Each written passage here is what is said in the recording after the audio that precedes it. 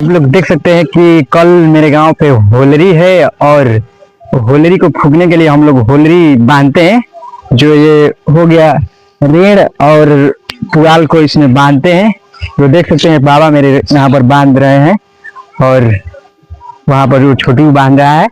तो इसको हम लोग जलाते हैं रात में, इसको जलाकर फिर फाइनली उसके बाद हम लोगों का होलरी मनता है। कितना होलरी यहाँ पर बांध कर रखी गई है और इसको ले जाइएगा। तो और हम होलरी दिखा रहे हैं, चाचा ने होलरी बांध रहे हैं। यहाँ पे भी छोटी होलरी को भाज रहा है अभी भी लेकर।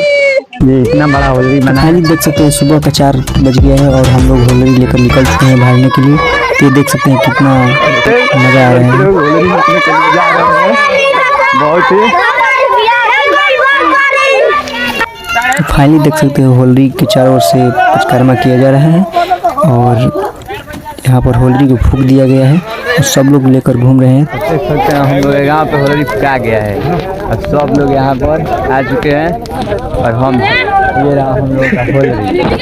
यहाँ पर बहुत भीड़ लग चुका